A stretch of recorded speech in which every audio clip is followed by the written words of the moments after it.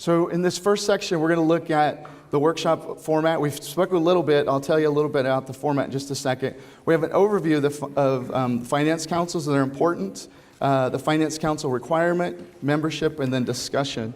So we're going to break this down into three sections. Membership, which is the one we're starting with, roles and responsibilities, then effective meetings is going to bring it all together. So really what we're doing here is we're working with you all to accompany, guide, and support the process of building well-functioning finance councils for those who understand their role and value to the pastor and to the parish. So as I mentioned, we're going to have a format here that is presentation first. So I'll present the topic, let you hear what we have presentations. All of it that you're going to look at is going to be based on United States Conference of Catholic Bishop guidelines, but also it's going to be pulled from our diocesan business practices. Both of them are consistent, so just in certain areas there's going to be more detail than others. So we've looked at both. So after the presentation, we'll have a table discussion, a round table. So you all in your tables, it's your group. You can discuss the topic, and then from there we'll come back and we'll talk about takeaways and whatever principles and items you think were valuable and you're going to take back to your parish. Sound good?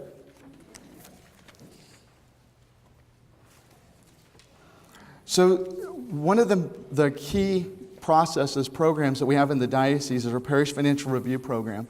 And there actually is a focus and an area that we dedicate to finance councils. So you'll see here, I've graphed, this is a graph of the findings just reported to our audit committee. So you have 3 or 4 areas: finance council, controls, financial reporting, payroll, and tax compliance. Now last year, findings, and what a finding is, it's agreed upon procedure review, but ours is also consultative in nature, where the auditors will work with you. So to come up with solutions. So it's not a gotcha program, but whenever they do find something, what they do is they list it, and then we compare, kind of benchmark to the whole as to where things have gone and the success of it. So last year, findings overall went down 20%. Every category went down, except for finance council. That went up 27%. That's one of the reasons that we're spending a little bit more time this year focusing on finance councils.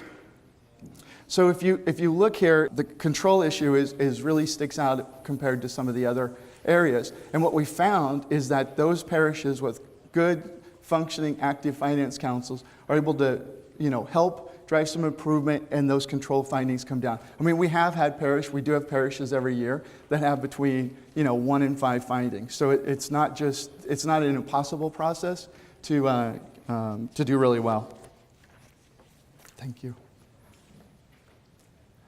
So first and foremost of the Finance Council, I want to talk about the overview, and I've got for you a tale of 2 parishioners. Now I've got 8 years in the diocese, and I think 15 years total in nonprofits, and also working as a consultant of the diocese. So I've seen a few finance councils, and I have a few stories. Some good, some not so good. But what I wanted to tell you, a tale of 2 parishioners. This is a great story. And here's what happened. So I was working in a parish in this diocese, and I'm going to call it Mr. B.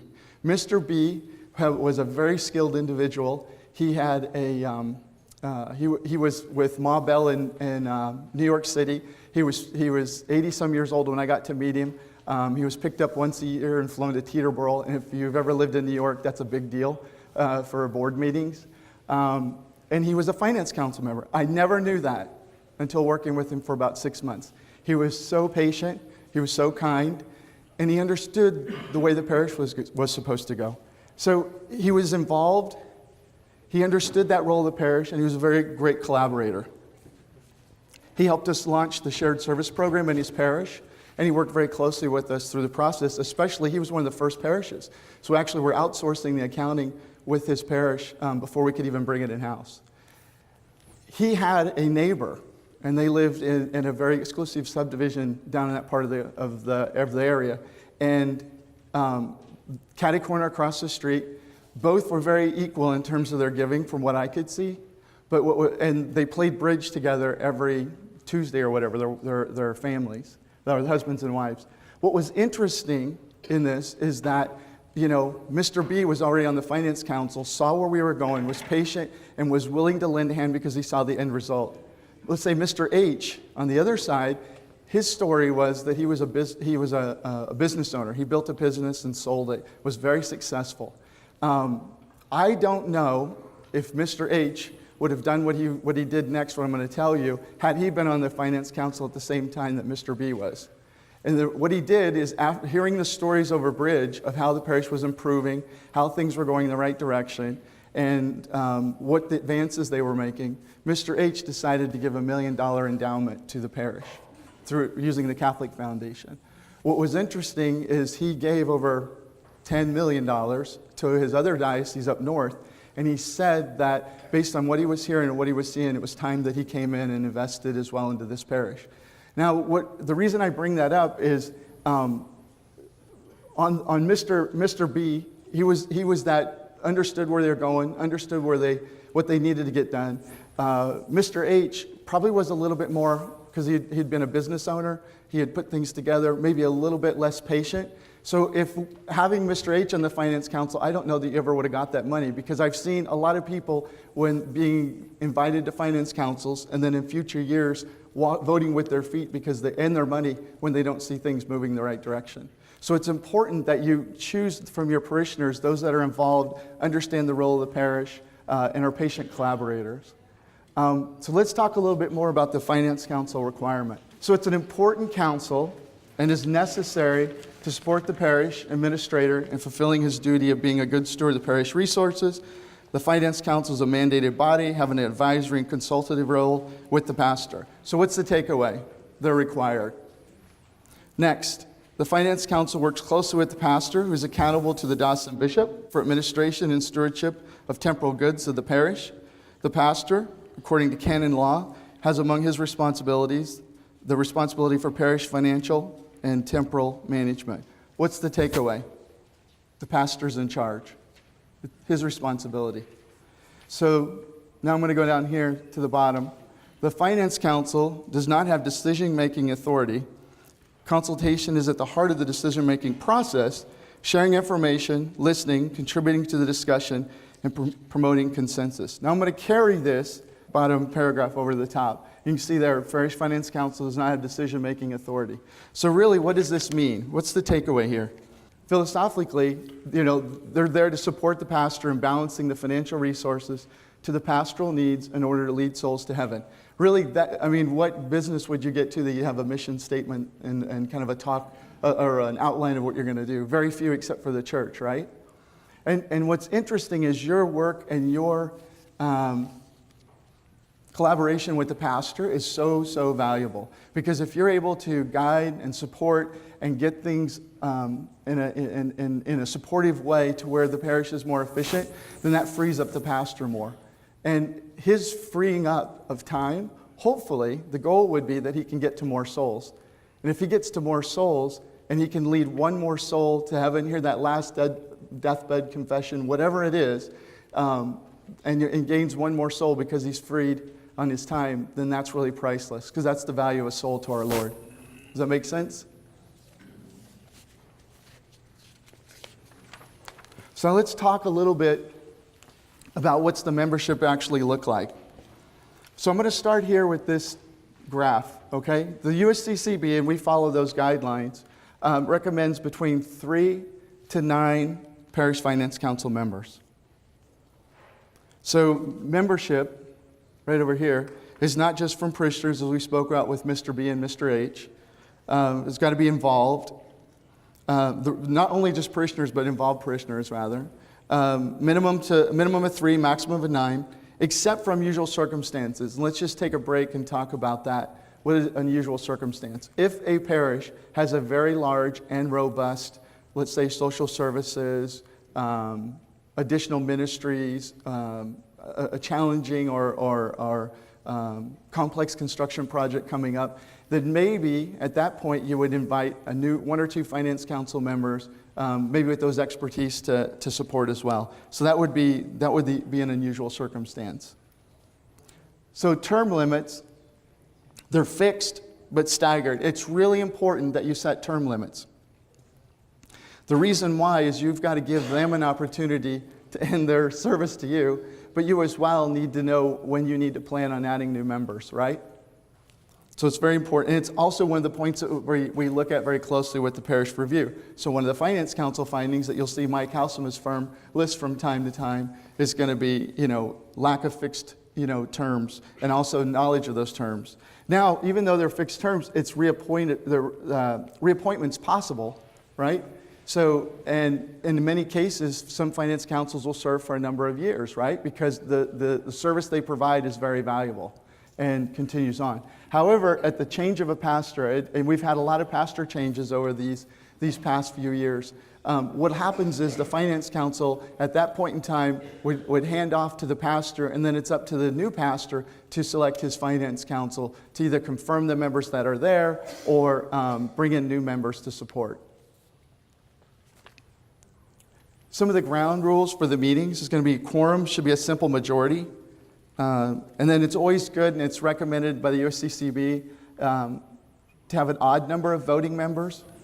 And remember that only the official finance council members are voting. Everybody else is going to be ex officio, just there to support. Pastors are ex officio. They're making recommendations to him. He's not voting on his own recommendation. And the staff's there to support in whatever function they need to. And then here's a couple other complexity drivers. The school, robust active social services. We have a few of those in the diocese. Other large ministries, initiatives of the parish where it needs a little bit more oversight.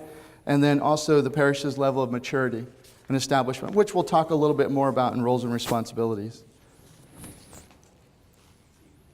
So let's go over to the next page and talk a little bit more about qualifications and how to find these members. So first and foremost, they have to be parishioners. They have to understand the parish's role and be involved. Second qualification is they have to have the right experience and expertise. So the recommendation from the USCCB and also from us is from the diocese and the business practices is finance, management, and accounting. Those are the main areas. And then the circumstantial is going to be engineering, construction, maintenance, investments, law. So on the engineering side, if you're a parish that's developing and you've got a lot of construction, a lot of heavy or deferred maintenance, you may want to have some folks that have that in their background. Construction as well. Experience is good. Maintenance, major maintenance. We just touched on the deferred maintenance, but there's developing long-term maintenance plans that sometimes staff won't have the expertise at the parish, and staff may not have the time, to develop that. So you could always lean on those folks, to assist there. Investments, as the foundation is working with the parishes and building more and more endowments. What's happening is, it's good to have somebody on the finance council that can support and kind of give help read through the financial statements at finance councils, give guidance, recommendations, things like that. And then lawyers, with some of the endowments, some of the other, it's always good to have, if necessary, a lawyer. But we always recommend to keep it very low because you don't want to turn it into a debate every meeting. So last but not least, how can you find these folks?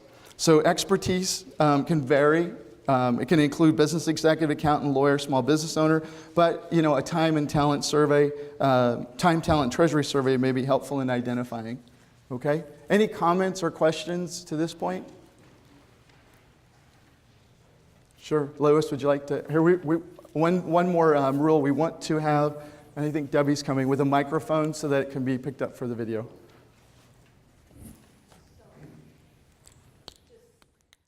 We're one of those parishes that have more of the mature level. So for both the Pastoral Council and Finance Council, it is not an entry-level leadership position.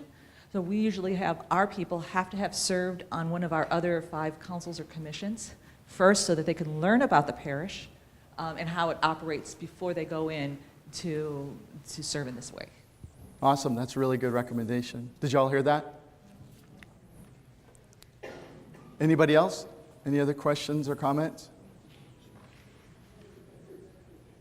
All right, now I'm going to go over to 2 important areas. The first is conflict of interest. So we provided for you the diocese conflict of interest policy and sign off when you came in.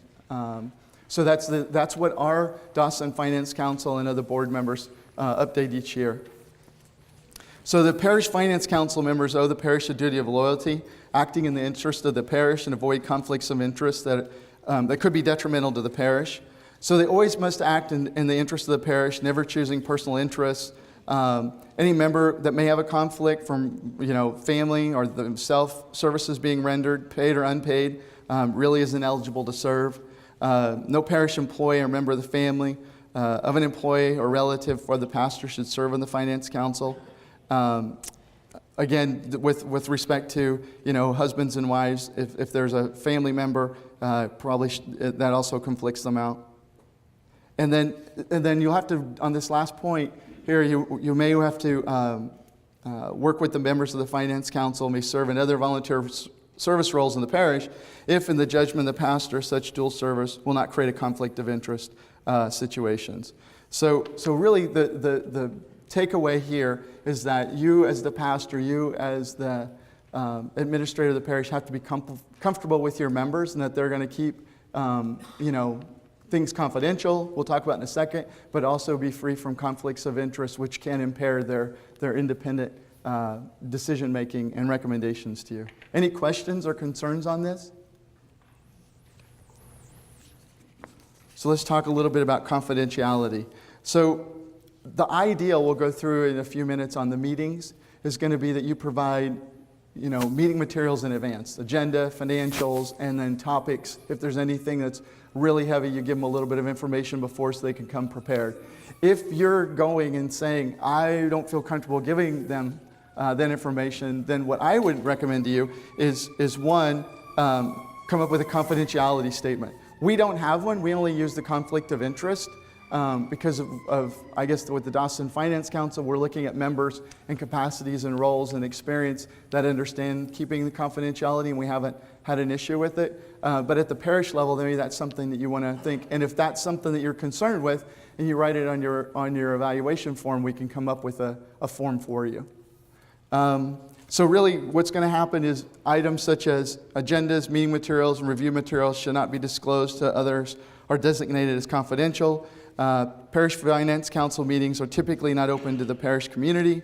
Reports to the community will be shared once decisions are finalized. So really, our finalized communication with the parish will also occur at the onset of studying an issue to solicit needs, concerns, gifts, resources of the parish. So really on these first two is one, they're going to receive meeting materials from time to time, so those things need to be kept confidential. Two, it's not an open meeting. However, the Finance Council, as necessary, is going to provide information out to the parish in collaboration with the pastor to support the pastor, however you all deem that necessary information flow to be. And then the primary purpose is to provide open and honest advice to the pastor. If the meetings occurred in a public forum, this wouldn't happen as easily. And last but not least, the Finance Council should provide guidance to the pastor on the best ways to keep the parish informed and involved in key issues and decisions facing the parish. And that's confidentiality. Any questions on that or concerns?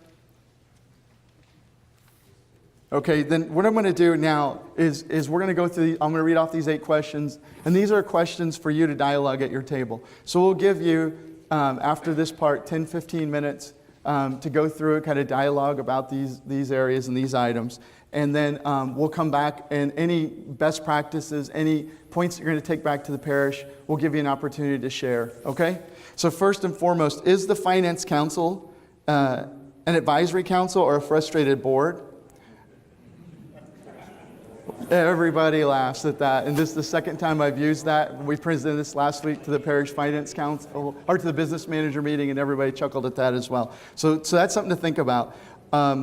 Do Finance Council members understand their advisory role? Are the members drawn from engaged, involved parishioners? Do the members have written, recorded, and staggered term limits? Do the members of the Finance Council have the background and expertise the parish needs on Finance Council at this time? And do we have the correct number of parishioners to match the size and complexity of the parish? And do the members provide an annual conflict of interest disclosure? Are there any issues or concerns with maintaining confidentiality? So it's 10:25. We'll let you all discuss for a little bit, and then we'll circle back up, okay? Thank you.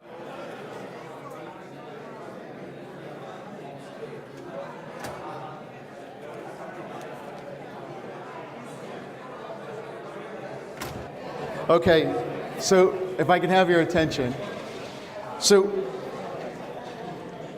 the best practices in the diocese already exist.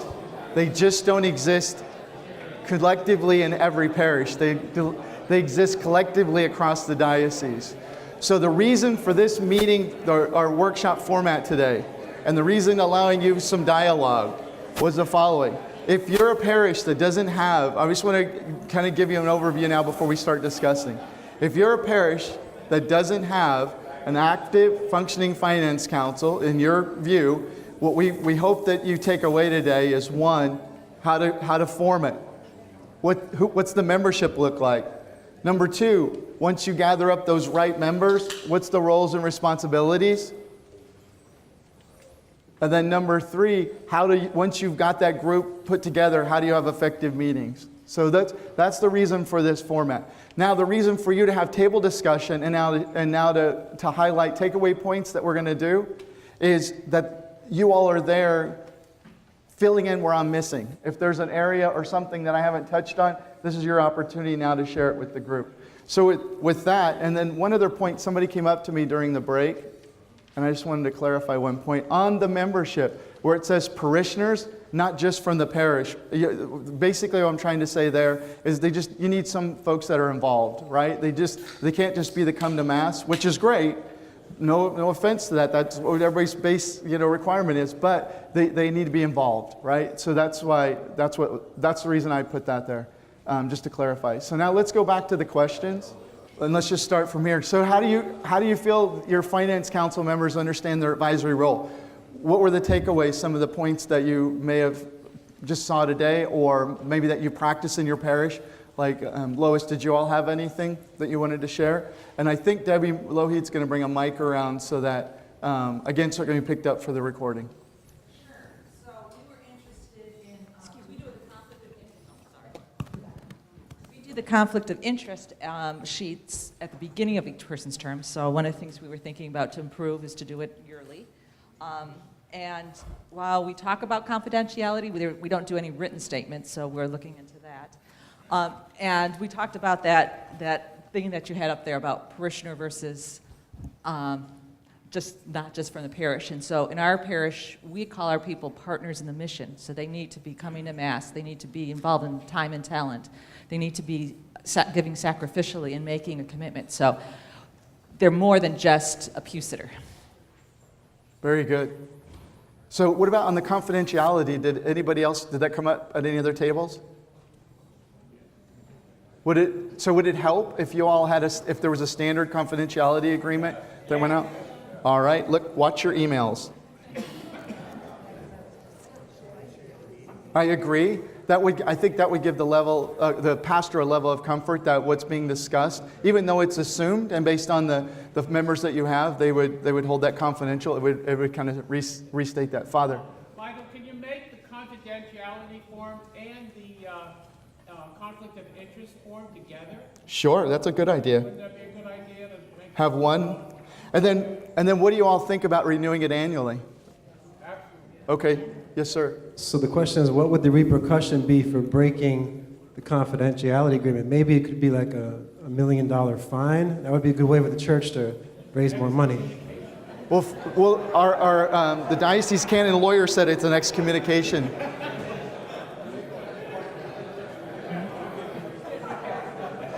So, no, I think if you go back to some of the slides, we were talking about is that the finance council has to have the trust of the pastor. And if that to me, like when I work with the pastors, the one thing I always fear is breaking their trust. Not having a pastor trust me so that I can help and guide and support them, right? So I would think as a finance council member, you wouldn't want to break that trust either so that you could continue to provide that guidance. So I think, that's why you have term limits. If somebody falls outside of that, then maybe they may have all the other skill sets, but maybe they don't have that one. Okay, any other comments? Those are really good. Yes, sir. You should maybe drive annual renewal of the conflict of interest and confidentiality. That's, in other words, an annual update. Okay, what we could do, just kind of thinking live, did y'all hear that? And he was just kind of referring to the annual update to, within the confidentiality agreement and the conflict of interest, go one step further and make it an annual event. And what we could do is, what if we tacked it on to our, we're required to do an annual finance council report to the diocese. So it's members, background, expertise. It's basically the section, right? So what if we tag that onto there so that you all are collecting it at the same time you're getting that? So when you're doing your annual report, you just kind of click and do all those things at the same time. Sound like a plan? Let's talk a little bit about the terms. Mike Hausmo and I were talking during the break. Mike, do you want to mention something about the term limits? Does this work right? Yeah, it should. Okay. When we go out and do our audits, I'm amazed at this is one of the findings we do see frequently, that term limits aren't well defined. In fact, a lot of people, and I understand this, you get elected or get on the finance committee and you feel, well, I'm on it for life, basically, a lot of times. But still, you should have, to be fair to the person serving on the finance committee and to be fair to the parish, you should have those situations where those terms are renewed. And do it in an Excel spreadsheet and just list your finance people, and then when their terms expire, make sure they're staggered. Document it in the minutes also, and then it should really be on your agenda at least once a year to go over those limits on it. So just make sure you document that, because when we come out and do our audits, we do ask for that, and you kind of hate to get a comment on something like that.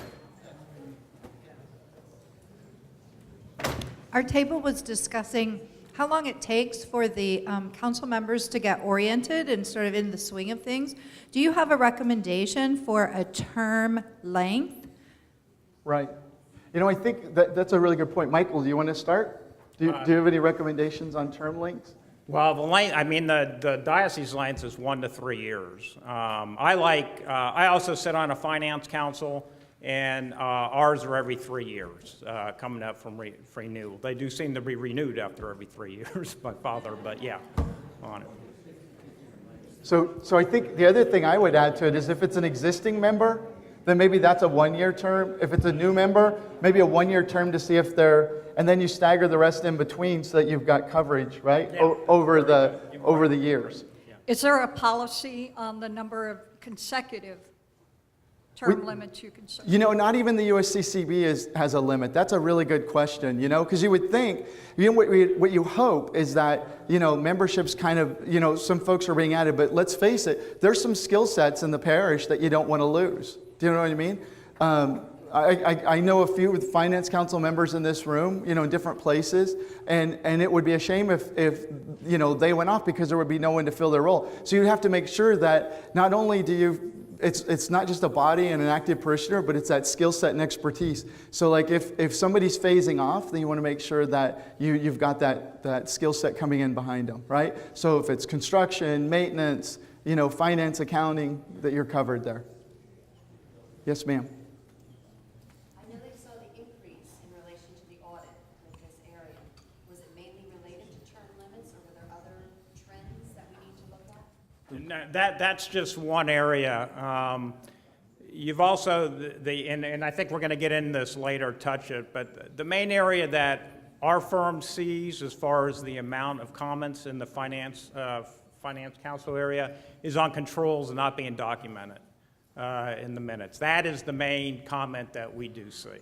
And Father, I think Michael's going to get into that a little bit later. And roles, yeah. right, in the meetings as well. Right. Michael, what about, so with respect to that, so documentation of controls, what about minutes? Do you see people keeping minutes? Actually, we see, for the most part, the majority of the parishes that we do see minutes are taken on it. They're just not complete. And one of the things that we look at when we do read the minutes is, like I just mentioned, does it look like you're implementing the controls? Are you discussing the controls as a finance committee? And that's one of the things that definitely we miss. Yes, Father. With regard to the audit, how often should a finance committee meet? I think they should at least meet, I think canon law is quarterly, at least 4 times a year.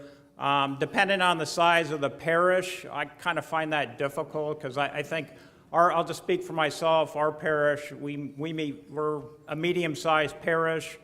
We meet 5 times a year because we definitely need, and we dedicate one meeting to the budget process itself and the May meeting on it. And we'll touch more on that in roles and responsibilities in just a minute. Yes? In a situation where in a parish the finance council has been there for many years, more than 5 years, then how can one now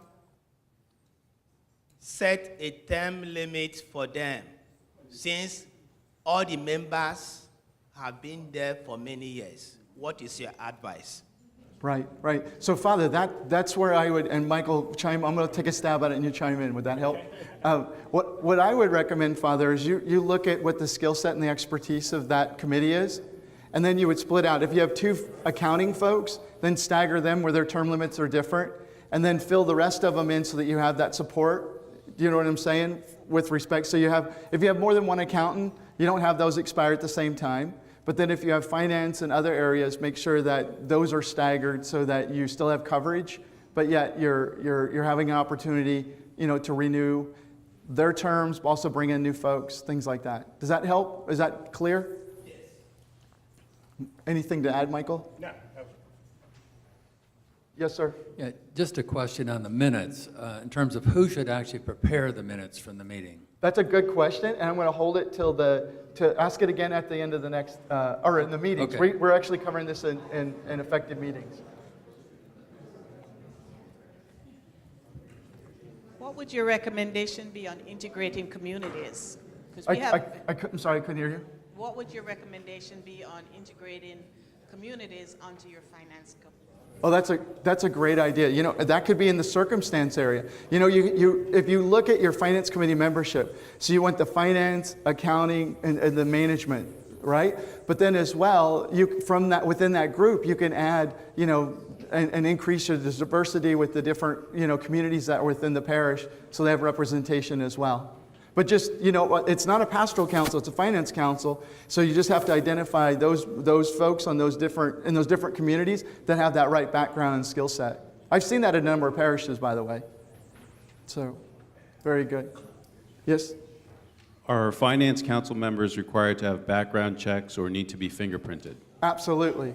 Absolutely. Because if you think about the Diocese of Orlando, the safe environment policy, what are the big 3? So it's safe. The safe environment covers working with adults and vulnerable adults and children, and then also finances and money, right?